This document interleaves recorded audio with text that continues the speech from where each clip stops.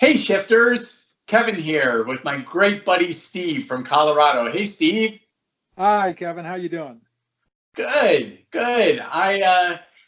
We're here tonight, essentially doing a wrap up of our meetup that we had last Wednesday, in which we talked about ego, and it was a fantastic meetup with a great group of people, a great conversation. Steve came up with some great questions that sparked a lot of discussion, and we just had a great time, didn't we, Steve? It was fun. It was fun. I felt like it kind of raised the bar for us in terms of collaboration and group input and conversation. There were a lot of ideas that came out of the people who were present, which just really makes it a lot of fun. Yeah, yeah, and ego is such a huge subject, isn't it, Steve? But so much to talk about. But in this case, we're going to start off with sort of a general concept that both Steve and I have regarding the ego, and that is that we start out our existence as sparks of love or energy created from what we call the mother energy, and we choose to reincarnate as humans, and we actually choose the life that we want to reincarnate into. And as we do that, we are assigned or choose an ego to go along with our spirit selves that create it's a dichotomy, but it's also a system that works in the human realm because Earth is a very ego-based place, and you see ego being arising in politics, in business, religions, in society in general. And so having an ego is a very important part of the human experience, but it also is tempered by the fact that we also have a spirit side that we also bring into this particular human existence as well. And when those two things are in balance, when they're aligned, life goes very, very well. That's our belief. And it's easy to sort of navigate the human experience when those two things are in balance. When ego is sort of out of balance, or when it takes precedence over spirit, that's when things can go awry, and that's when problems arise. And so, Steve, we both agree with that, right? That's sort of our premise. Right, and I think a good thing to mention, and you kind of touched on it, is that the ego in and of itself isn't a bad thing, as you might be led to believe by a lot of modern spiritual perspectives. And indeed, it's true, as you were just saying, Kevin. When it's out of balance, it is problematic. But the ego in and of itself isn't, by its nature, out of balance. It just provides us with a sense of individuality. And there are other things that we discussed also that it provide us with, but they aren't bad things. They're just, like you say, part of the human experience. Mm-hmm. Absolutely. Yeah. And so I like the idea, Steve, that if you can expound a little bit more on the fact that, our ego does get out of balance often. I mean, that's probably one of the biggest challenges that we have as humans, is trying to rein that in, try to seek balance. And like you said, everybody seemingly rails against the ego, when really there may be different ways to approach it. And I love some of the ways that you've come up with in terms of approaching an out of balance ego. Okay, yeah, and so these are things that we proposed to the group, or basically read to them as ideas to begin our conversation. And so I'm just going to read a couple of the ideas that I had put out there and that we had some good conversation on. So a good way to manage the ego that is imbalanced, misbehaving in ways we don't like, for instance, jealousy, envy, comparison with others, etc., is rather than berate yourself or your ego for being small, instead remind yourself that the ego is just part of the human condition. It's something that we agreed to before coming into this lifetime. it's not us, it's not who we are, but it's part of our experience here.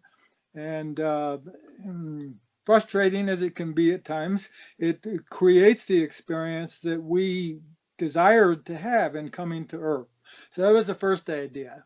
Another idea is that when we leave the body, we leave this dense aspect, the ego that is, behind.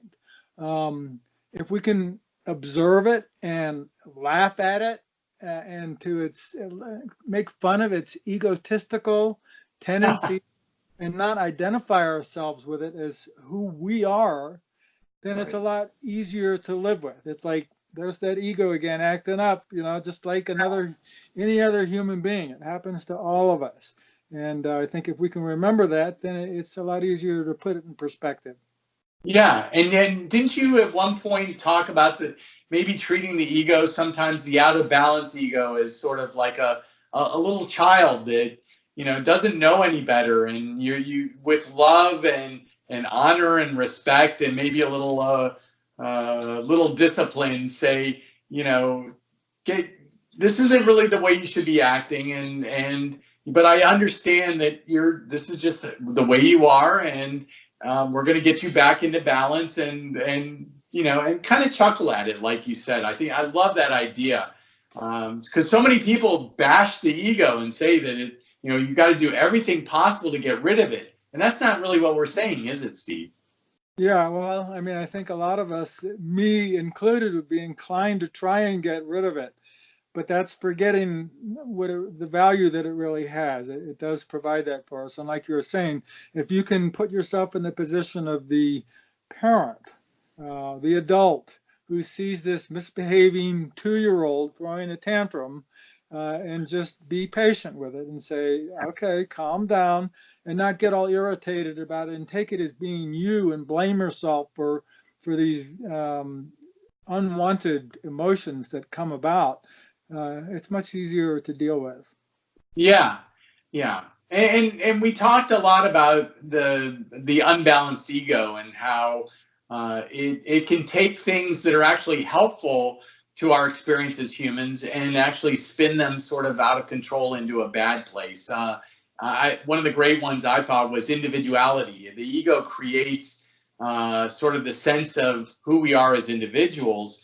And as long as we can balance that with spirit, which tells us that we're all one and that we're all love and all the same, it works well together. That individuality and that oneness can work in harmony.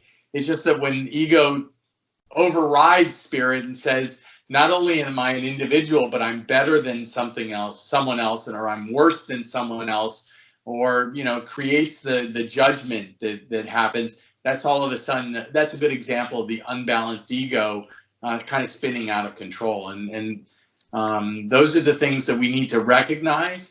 And I think one of the big things that came out of our meetup session was just, you're never going to, I don't think, be completely in balance with your ego and spirit 100% of the time.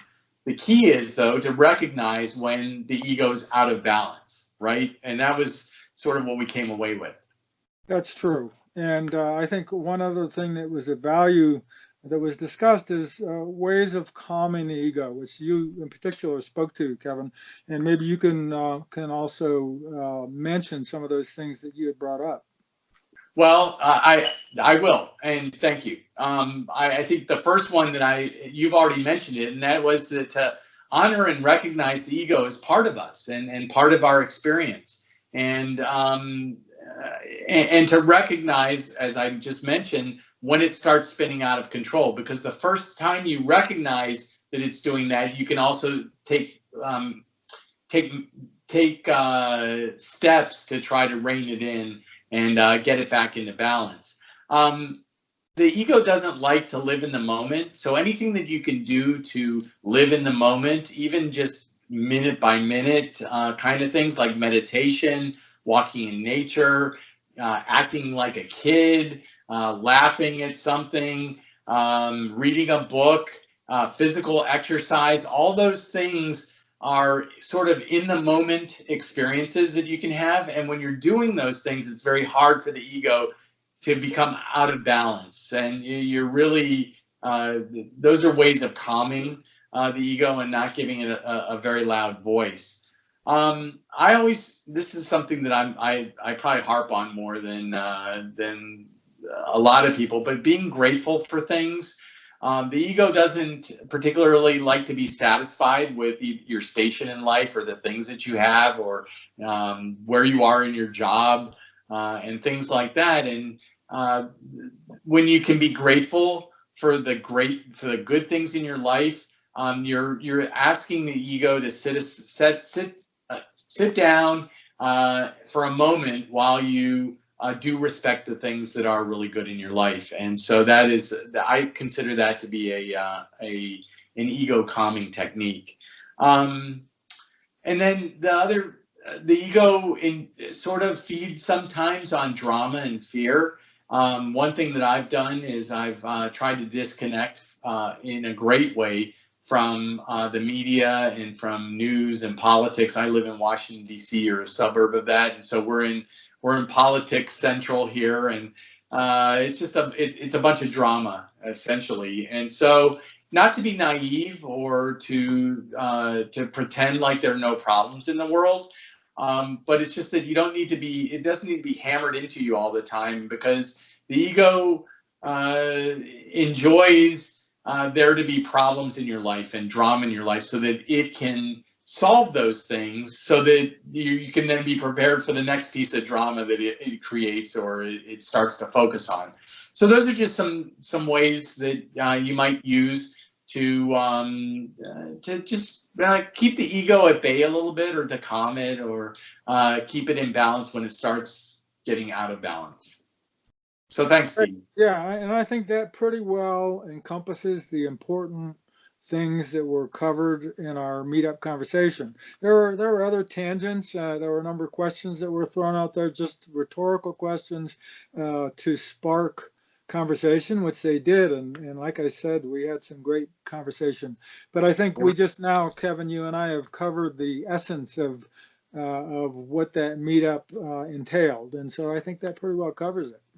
I do too. And we've of course we have two other videos that we've done on ego. The first one we did, and then the addendum, and now this follow-up. And believe it or not, we probably still haven't covered everything there is to cover in ego.